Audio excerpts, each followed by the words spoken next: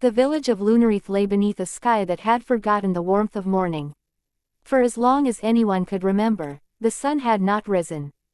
The villagers spoke of it in hushed voices, how dawn had abandoned them 100 years ago, swallowed by a mysterious curse no one could name.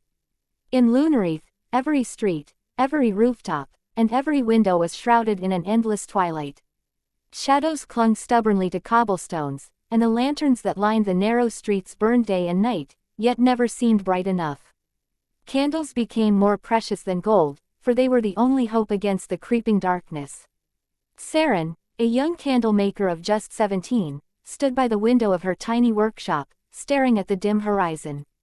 Her hands were steady despite the wax stains that marked her fingertips, and her warm amber eyes reflected the soft glow of the candles she had just finished shaping. Each one was crafted with care, carved with delicate symbols meant to bring luck and protection.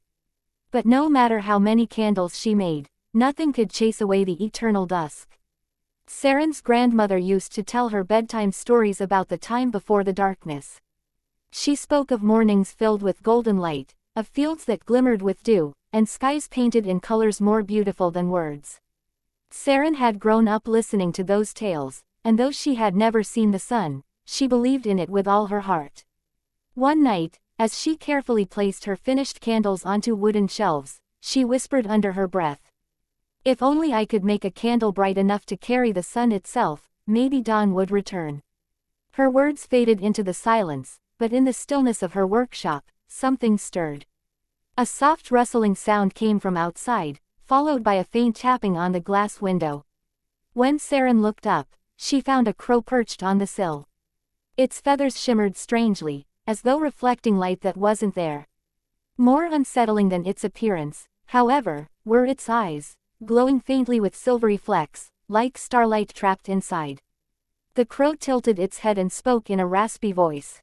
"Serin of Lunarith, the light you seek is not in the candles you carve." Serin stumbled back, nearly knocking over a lantern. "A talking crow," she gasped. "Not just any crow," it croaked softly. "I am Kairis, messenger of the Solara flame, the last spark of the sun itself. If you would see dawn again, you must follow me beyond the Valley of Dusk, to the place where the sun sleeps." Serin stared, wide-eyed. "The sun sleeps." Kairis's wings fluttered gently, scattering a few feathers that shimmered like embers. "A candle exists," the crow continued, "forged in the heart of an ancient temple, the Candle of Solara. It holds the memory of the sun. Find it, and you may bring light back to this land. But beware, the darkness will follow you, for it does not forgive those who seek to banish it." Before Serin could reply, the crow launched into the night sky, leaving a single glowing feather behind. It pulsed faintly, like a fragment of sunlight trapped in the twilight. Serin picked it up, her hands trembling. For the first time in her life, she felt hope, a fragile, flickering flame inside her chest. Tomorrow, she decided, she would leave Lunarith. For the first time in 100 years, someone dared to chase the dawn. The night was heavy in Lunarith. A faint mist curled along the cobblestone streets, carrying whispers that only the wind could hear. Inside her workshop, Serin sat on the edge of her worktable, holding the glowing feather Kairis had left behind. It pulsed softly, as though alive, filling the room with an unfamiliar warmth. She barely slept, her thoughts tangled with questions. Who was Kairis? What was the Candle of Solara? And why had it chosen her? By dawn, though in Lunarith, dawn was only a deeper shade of twilight, Serin packed a small satchel, a few candles, a flask of water, a knife, and her grandmother's old map. She was fastening her cloak when a soft tapping came from the window. Kairis, the strange crow, was perched on the sill again. "You came back," Serin whispered. The crow tilted its head, his silvery eyes glimmering. "Of course. I am your guide now," Kairis replied, his voice low and scratchy, like dry leaves in the wind. "If you wish to reach the Candle of Solara, you must leave Lunarith and cross the Valley of Dusk. Beyond it lies the Sunspire Temple, but beware, the path is not what it seems." Serin swallowed hard. "Why me, Kairis? I'm just a candle maker. I don't know anything about ancient temples or magic." The crow hopped closer, lowering his voice as though revealing a sacred truth. Because the sun listens to hearts that burn brightest, not hands that wield power. You dream of light, Serin. That is why you were chosen. His words sank deep, warming something inside her she had never known was there. Still, she hesitated. And if I fail? Kyrie's ruffled his feathers. Then the darkness will grow stronger. But failure only exists if you stop moving forward. Serin breathed deeply and nodded. Then I'll go. They left Lunarith at nightfall. The village streets were quiet, the air filled with the faint scent of burning lantern oil. Serin glanced back once, memorizing the site of her tiny workshop, its shelves lined with candles, its window glowing softly like a fragile heart in the shadows. She clutched the glowing feather tightly as she followed Kyrie's beyond the stone gates. Outside the village, the land stretched into rolling hills swallowed by mist, where pale trees bent beneath unseen winds. The deeper they walked, the thicker the shadows became. After a while, Serin broke the silence. Kyrie's, what happened to the sun? Why did it abandon us? The crow slowed, his wings twitching uneasily. The sun did not abandon you, little candle maker, he murmured. It was stolen. Serin stopped in her tracks. Stolen. By who? Kyrie's turned his silver eyes to the sky. By those who dwell in the hollow vale, a roam between life and death. They envied the light and sought to claim it for themselves. But they failed to control its power. The sun shattered, leaving only fragments, one of which became the Candle of Solara. Serin's heart pounded. So if we find the candle, we can bring the sun back. The crow hesitated, then whispered. Perhaps. But beware, Serin, others seek it too. Not all who want the sun wish to see it rise. They traveled until the lantern light of Lunarith vanished behind them, swallowed by the eternal twilight. Ahead lay a vast plain of mist, glowing faintly with strange lights that shimmered like reflections on water. This was the Valley of Dusk, the first step on their journey. Serin's hand trembled as she held the feather. Its glow strengthened, as if guiding her towards something unseen. Far away, hidden beyond the veil of mist, a dark silhouette stirred, something watching, waiting. The shadows had noticed the girl who dared to chase the sun. The moment Serin stepped into the Valley of Dusk, the air changed. It was colder here, heavy, as though every breath carried a weight she could not see. A thick mist swirled across the ground, curling around her boots like restless spirits. Above, the twilight sky deepened into violet shadows, and strange flickers of pale light danced faintly in the fog, like dying fireflies. Kyrie's landed on a crooked tree branch nearby, his silvery eyes scanning the endless expanse. This place remembers things that the living have long forgotten, he murmured. Be wary of where you step. Serin tightened her grip on the glowing feather. It pulsed faintly, casting a soft golden halo around her hands, but the deeper they walked, the weaker its light became, as though the valley was swallowing it whole. What is this place? She asked softly. Once, Kyrie said, this was where the sun's first light touched the earth. The valley drank in its radiance, and for centuries, it bloomed with golden meadows and rivers like molten glass. He paused, lowering his voice. But when the sun was stolen, the valley withered, and something else awoke. Serin shivered. Awoke. Kyrie's ruffled his feathers. The Duskborn. Shadows made of forgotten light. They wander here, drawn to warmth, drawn to fire. They will follow us if they sense the glow of your feather. Serin instinctively cupped her hand around it, dimming the light. So we hide from them. No, Kyrie said gravely. We endure. The echoing fog. The mist thickened the deeper they went, muffling their footsteps. The silence was unnatural, not a single bird, not even the rustle of wind in the trees. Serin's breath clouded in the chill, and the weight of the air pressed against her chest. Then she heard it. A faint sound, like a whisper. At first, she thought it was the wind. But when she turned, the fog moved. Figures began to emerge, tall, skeletal silhouettes formed of swirling shadows, their hollow faces glowing faintly with fragments of stolen light. Their steps made no sound, but the mist carried their whispers in overlapping echoes. Bring it, bring us, the light. Serin froze. Kyrie's, she whispered, they're here.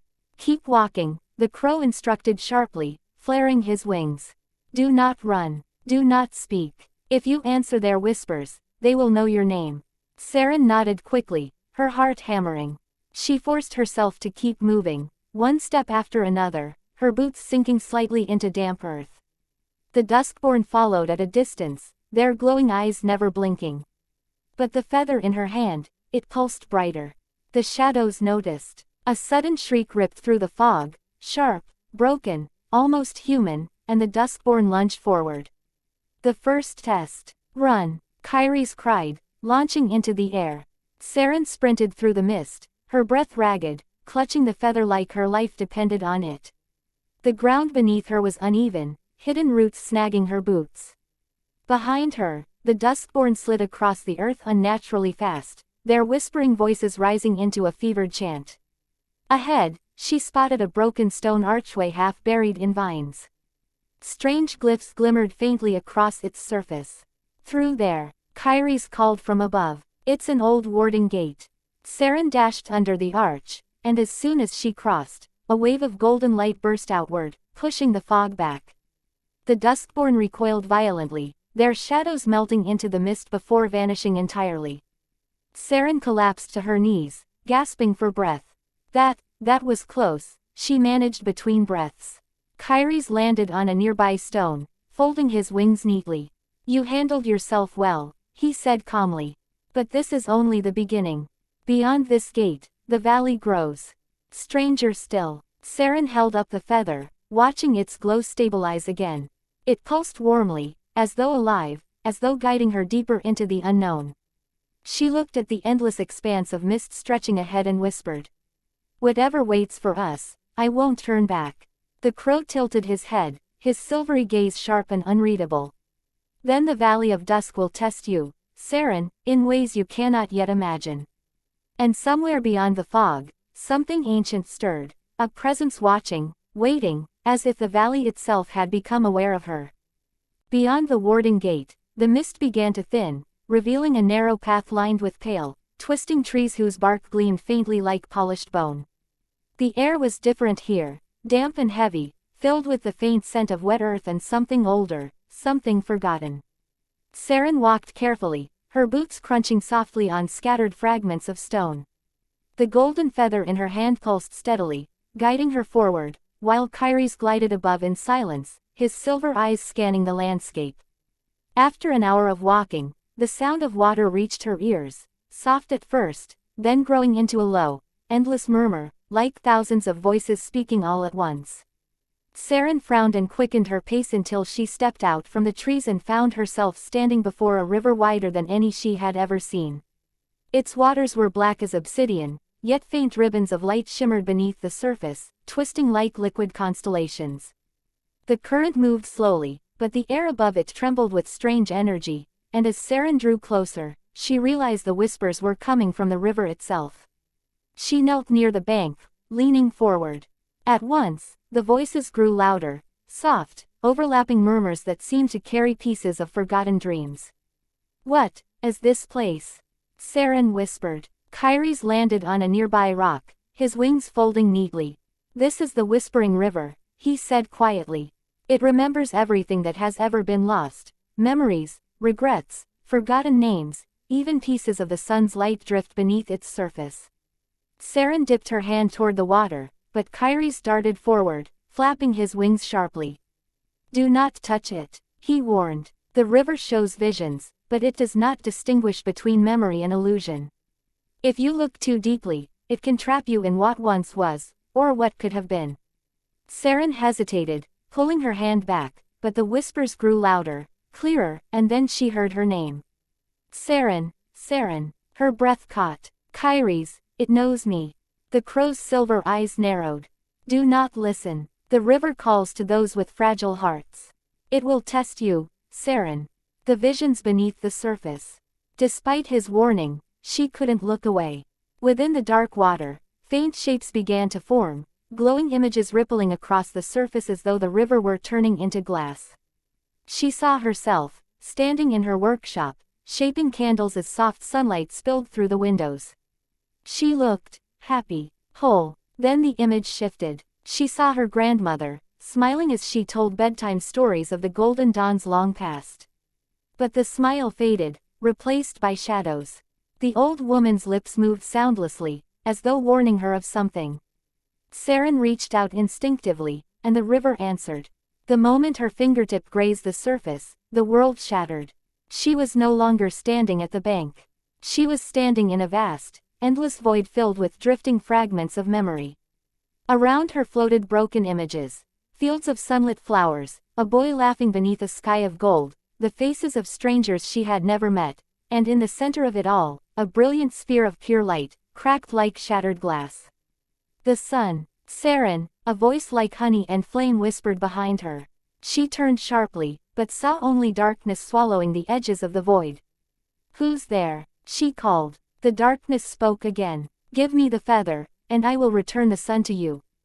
The voice was soft, persuasive, familiar somehow, yet wrong, like warmth wrapped in poison. Serin clutched the feather tightly. No, she whispered. The light isn't yours. Suddenly, the darkness moved. It surged forward, forming a towering shape with jagged edges and glowing cracks like embers. It reached for her, but before it touched her, Kyrus's voice cut through the illusion. Serin, wake up. The return to reality. Serin gasped and stumbled back, falling onto the damp grass. The river's whispers faded, and the glowing visions dissolved back into rippling black water. Her chest heaved as she clutched the feather to her heart. You touched it, Kyrus said sharply, his feathers bristling. I warned you not to. I heard a voice, Serin whispered. Something inside the river promised to return the sun if I gave it the feather. Kyrus's silver gaze darkened. That was not the river, Serin. That was the shadow beyond the veil, the same force that stole the sun. It knows who you are now, and it will not stop hunting you. Serin's hands trembled, but she steadied herself and rose to her feet. Let it come, she said quietly. I'm not turning back. Kyrus stared at her for a long moment, then gave a slow, approving nod. Then you were ready for what lies ahead. Far down the river, faint lights began to shimmer, floating lanterns, drifting slowly along the current. Kyrus turned toward them. The Sunspire Temple lies beyond those lights. But between us and it, lies the first guardian.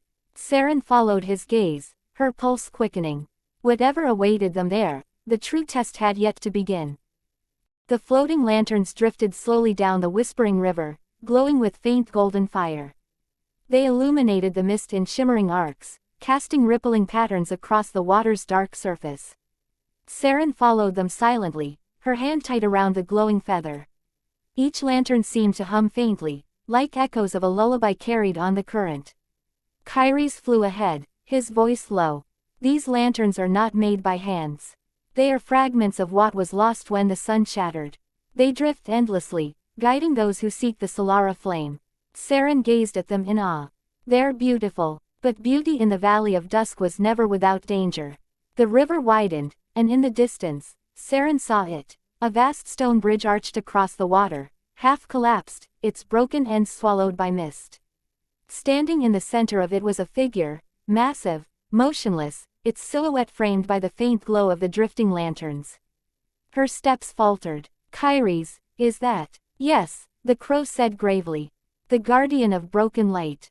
The guardian appears. As they drew closer, the figure stirred. Its body was formed from jagged shards of crystal and stone, fused together by veins of molten light that pulsed like a fractured heartbeat. A helm of cracked gold crowned its head, though no face lay beneath it, only a hollow void glowing faintly with trapped radiance. When it moved, the air trembled. Each step shook the broken bridge, scattering fragments into the water below. The river hissed and boiled where the molten cracks dripped into it. The guardian raised its arm, and a long blade of glowing glass formed in its hand. It was forged when the sun shattered, Kyrus whispered. A sentinel bound to guard the Candle of Solara, but its light has broken.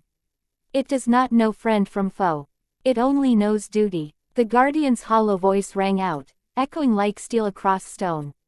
None shall cross. The light is mine to guard. The first clash. Serin's heart pounded. Kyrus, what do? We fight, or we perish. The guardian struck. Its glass blade slashed downward, sending shards of radiant fire scattering across the bridge. Serin barely leapt aside, the heat scorching her cloak. She stumbled, clutching the feather. Its glow surged as if alive, forming a faint protective aura around her. The guardian reeled back slightly, its molten veins flickering. "It's afraid of the feather," Serin gasped. "Not afraid," Kyrie's corrected, "but bound to it. That feather carries a spark of the Solara flame. The guardian remembers its master, it cannot destroy you outright." The guardian raised its blade again, slower this time, as though conflicted. Its hollow voice thundered, "Return the light, or be broken with it." Serin steadied her breathing. She could feel it, the guardian was not just a monster.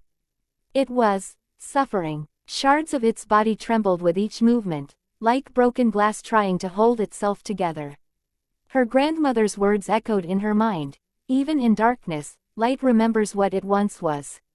The choice. Instead of raising her knife, Serin stepped forward. She lifted the feather high, its golden glow spilling across the bridge. "Guardian," she cried, "I don't come to steal the light, I come to restore it. The sun doesn't belong in pieces, trapped in your chest. It belongs to everyone." The guardian froze. The molten cracks in its body flickered violently, as though torn between rage and longing. Its blade wavered, then lowered slightly. Kyrie's hissed, alarmed, "Serin, be careful, it could strike you down in an instant." But Serin kept walking, her voice soft but steady. "You've carried the sun's burden for so long. But you weren't meant to carry it alone. Let me take it forward. Let me carry it into dawn." The guardian's body trembled. For a moment, silence reigned, broken only by the whispers of the river. Then, with a sound like shattering glass, the blade crumbled from its hand. It sank to one knee, bowing its colossal head toward her. "Then carry it well, bearer of the flame." From its hollow chest, a fragment of pure light rose, a shard of the sun itself. It floated gently into Serin's hands, merging with the feather. The glow intensified, wrapping her in warmth that felt like morning. The guardian's form began to dissolve into motes of golden dust, carried away by the river's current. "The first trial is past," Kyries said softly. "But many more lie ahead." Serin stared at the feather, now burning brighter than ever. For the first time, she felt the truth. She was no longer just a candle maker. She was a bearer of the sun. The forest awaited Serin like a labyrinth of shadows. Its trees were unlike any she had ever seen, tall, twisted, and smooth as polished stone. Their branches curled inward, reaching not toward the sky but toward each other, weaving a ceiling that shut out even the faint twilight. Yet the forest was not truly dark. Strange, pale lights flickered within its depths.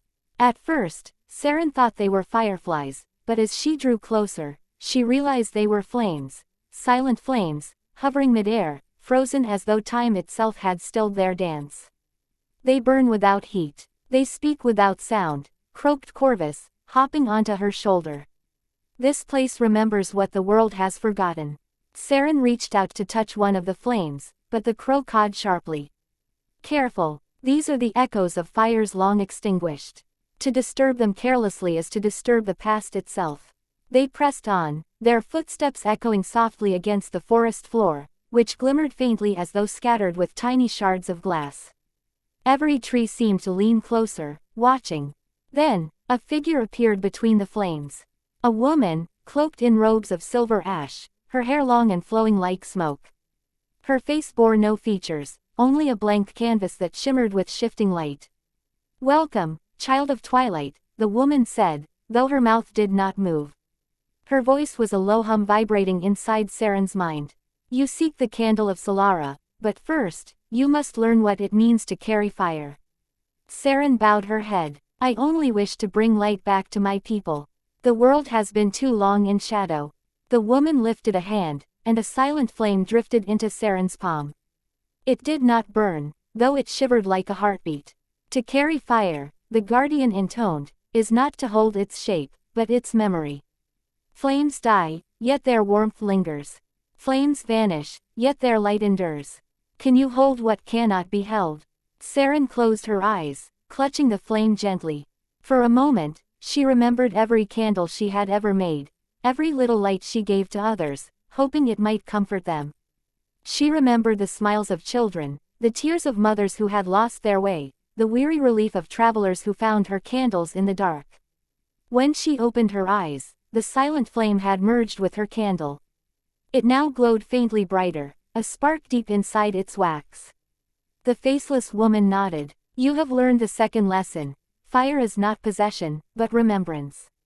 Only those who remember the warmth of others can carry the sun.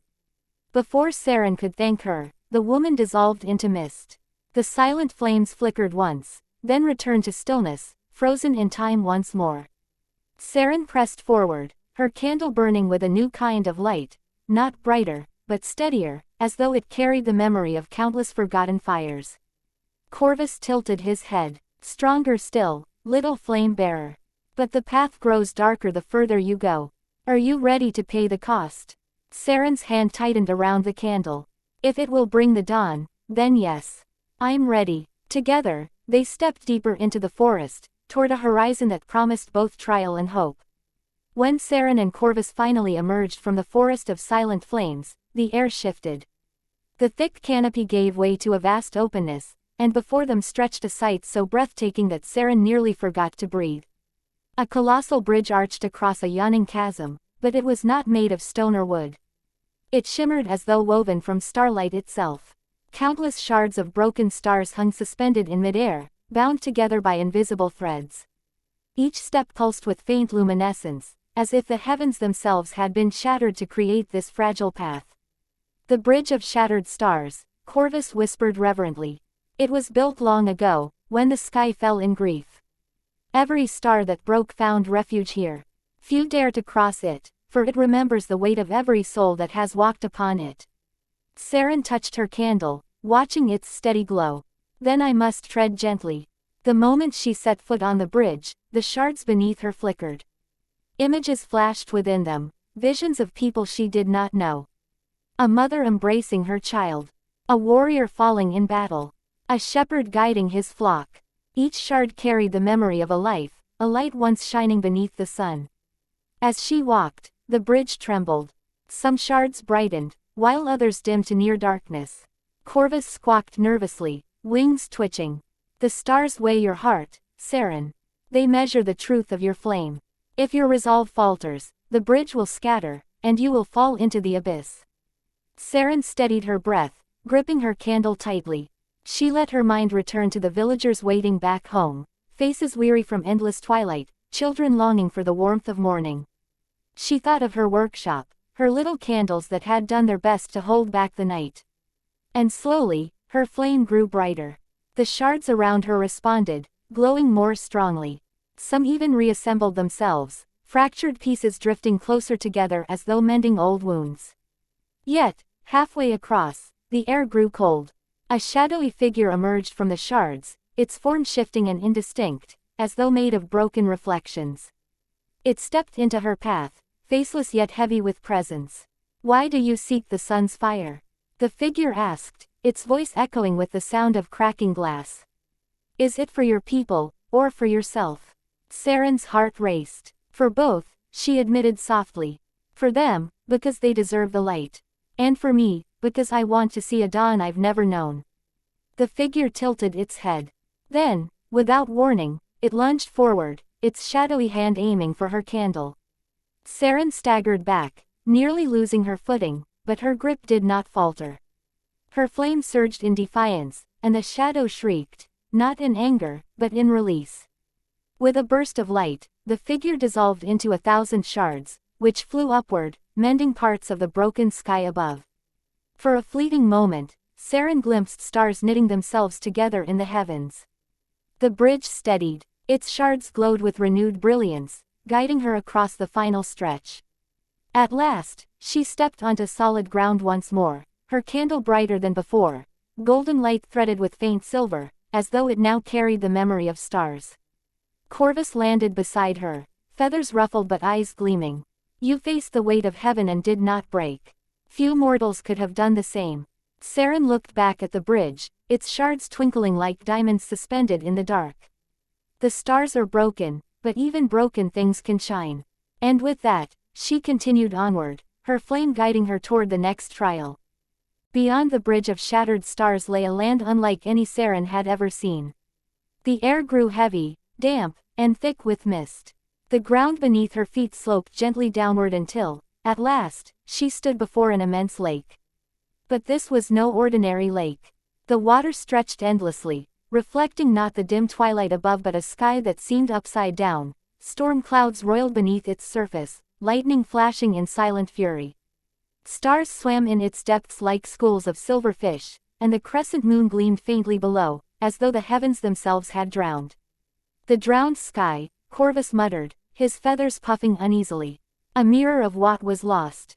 Every storm, every star that vanished, every forgotten dawn sinks here. And it has a keeper. The water stirred. Slowly, a figure emerged from the depths, rising with a grace that defied gravity. She was tall and regal, her gown flowing like liquid midnight, her hair a cascade of silver waves. Her eyes shone like twin moons, calm yet sorrowful. In her hand she carried a staff tipped with a shard of lightning, pulsing faintly with power. "I am Lythyrus," she said, her voice echoing like ripples across the lake. "Keeper of the drowned sky. Child of twilight, you have come far, but to cross my waters, you must face what you fear to lose." Serin clutched her candle. "I have faced shadows and broken stars. I do not fear what I carry." The keeper shook her head. "You do not yet understand. It is not what you carry that will undo you, it is what you may be forced to leave behind." With a sweep of her staff, the waters rose like curtains of glass, shimmering with visions. Serin gasped as she saw them. Her small workshop in the village, shelves filled with glowing candles. The faces of her neighbors, tired but hopeful. Children playing by lantern light, clutching her little creations. And finally, herself, but different. Older, wearier, still making candles in endless twilight, never having found the dawn. Serin's knees weakened. The thought of never succeeding, of leaving her people in darkness forever, cut deeper than any shadow's claw. Lythyrus's voice was steady, yet not unkind. "The light you seek demands sacrifice. What will you give if the sun asks for more than your strength? What if it asks for your life? Your dreams? Your place in the world you wish to save?" Serin's hands trembled, but she held her candle high. The flame wavered, then steadied. "Then I will give it. If dawn never comes for me, let it come for them." The keeper studied her for a long moment, her moonlit eyes reflecting the small but steadfast flame. Then she lowered her staff. "You are braver than you know." And yet, Lythyrus extended her hand, and the waters beneath her shifted, parting to reveal a narrow path of light stretching across the drowned sky. "This way will not be easy. Every step will test your resolve. But I believe you may yet succeed where so many have failed." Serin bowed her head in gratitude. As she set foot upon the shining path, the lake stirred violently, waves of mirrored stars crashing at its edges. The storm within the waters raged louder, as if trying to claim her. But her flame did not falter. With every step she took, lightning dimmed, clouds softened, and drowned stars began to glow again beneath the surface. At last, she reached the far shore, her candle burning brighter than ever, golden with threads of silver, as if it now carried a piece of the moon itself. Lythyrus's voice drifted across the waters behind her. "Go, child of twilight. Carry the dawn. And should you succeed, remember, even the drowned sky longs for light." The path from the drowned sky led Serin into a cavern of glistening stone. The walls shimmered faintly, reflecting her golden flame in countless fractured fragments, as if the cave itself were made of mirrors. The air smelled of salt and stillness, heavy with the hush of unseen waters. At its heart lay a vast mirror, smooth as a sleeping ocean, stretching from floor to ceiling. It rippled not with her reflection but with tides that moved in silence. Each wave rose and fell without sound, carrying whispers she could almost feel rather than hear. Corvus shifted uneasily on her shoulder. "This is no ordinary mirror. It is the ocean of truths. The tides reveal not the world as it is, but the heart as it hides." As Serin stepped closer, the mirror stirred. The surface brightened, and soon she saw herself, but not as she was. In one reflection, she was triumphant, carrying the Candle of Solara high, her village basking in sunlight, her name remembered for generations. In another, she stumbled and fell, the candle slipping from her hand, vanishing into the abyss, her people lost forever to endless night. Then the tides shifted, showing her standing among the villagers, yet none of them saw her. They held candles, her candles, but their light dimmed and died, leaving her invisible and forgotten. Her chest tightened. "Why are you showing me this?" she whispered. A voice rose from the mirror, like water rushing through stone. "To carry the sun's flame, you must face not only the shadows of the world, but the shadows within yourself. Do you seek light for others, or do you fear the darkness of being unseen, unremembered?" Serin's hands trembled, but she clutched her candle tighter. I want to help them. I don't care if I'm remembered." The mirror surged, and waves of silent tides crashed upward, surrounding her. Visions swirled, her parents, her childhood, her lonely workshop filled with candles that only barely kept the dark away. Deep inside, she realized there was truth in the question. Part of her feared being forgotten, of her life fading like a wick burned too short. Tears welled in her eyes. "Yes, I fear it. I fear being just another flicker in the dark. But even so, I will carry this light. Not for me, but for them. If my flame burns out so theirs may shine, let it be so." At her words, her candle flared. Its golden flame deepened into radiant amber, threads of silver weaving through it like moonlight dancing on water. The silent tides calmed, and the mirror stilled. Now, it reflected her truly, weary, trembling, but unyielding, her eyes glowing with the light of resolve. Corvus cawed softly, breaking the silence. "You faced yourself and did not turn away. Few have such courage. Perhaps you are worthy after all." The mirror's voice faded into a sigh. "Then go, flame bearer. The sun awaits, but so does its final trial." The great mirror split down the center, parting like a gate. Beyond it shimmered a path of liquid light, flowing upward as though leading to the very heavens. Serin stepped forward, her heart steady, her candle blazing brighter than ever. She no longer carried only wax and wick, she carried the strength of memory, sacrifice, and truth. The path of liquid light carried Serin upward, as though she were walking upon a river that flowed into the heavens. With every step, the air grew thinner, colder, yet her candle burned brighter, unyielding to the void. Corvus flew silently beside her, wings stretched wide against the endless sky. At last, they arrived at a vast plateau suspended between stars. In the center stood an obsidian pedestal, carved with ancient runes that pulsed faintly like the heartbeat of the world. Upon it lay a great, unlit candle, the Candle of Solara. Its wax was crystalline gold, its wick pure white, untouched by flame. Around them, the stars seemed to hold their breath. The moon, looming enormous above, glowed faintly, pale and sorrowful. Serin stepped forward, trembling. Her own candle flickered, its flame reaching toward the Great One as though yearning for reunion. "This is it," whispered Corvus. "The heart of your journey. The moment of dawn." Serin placed her humble candle against the wick of Solara's. At first, nothing happened. Then, a rush of warmth surged through her arms, her chest, her very soul. The flame leapt upward, spreading into spirals of golden fire. The runes on the pedestal blazed to life, spinning around her in radiant circles. The Candle of Solara ignited, its light so brilliant that it pierced the heavens. The stars flared, the constellations realigned, and the pale, sorrowful moon stirred. A voice, vast and tender, echoed across the sky. "Long have I remembered only the silence of night. Long have I borne sorrow in shadow. But you, small flame bearer, have carried what even I had forgotten, the courage to shine." The moon brightened, no longer pale but silver gold, glowing as though it had absorbed the sun's memory. The horizon quivered. Beyond the plateau, the first true dawn broke over the world. Golden light spilled across valleys, rivers, and mountains. Villages awoke to warmth they had never known. Flowers unfurled, birds sang with voices long stilled, and people wept with joy as sunlight touched their faces. Serin fell to her knees, overwhelmed.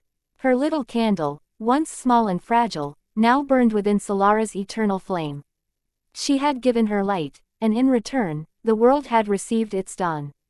Corvus landed beside her, his feathers glowing faintly in the newborn light. You have done it, Serin. The world will never forget this day. Tears slipped down her cheeks, but she smiled. It wasn't me alone. It was every flame I ever carried. Every smile, every hope, every memory. They burned with me. The moon's voice softened, carrying a blessing.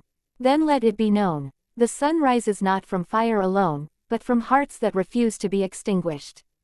And you, child of twilight, shall forever be remembered as the one who carried its light. As dawn spread, Serin felt no sorrow in giving her flame. For within every sunrise, every candle lit, every star that shone, a piece of her would always remain. And so, the world was reborn in light. Moral lesson: sunrise. The candle that carried the sun, teaches us that even the smallest light, when carried with courage, sacrifice, and love, can awaken a dawn for many. True greatness is not found in being remembered, but in kindling hope in others. Like Serin, we all hold a flame within us, fragile, yet powerful enough to drive away darkness and bring light to the world. For more motivation fairytale stories, please like, share and subscribe this channel. Thanks and God bless.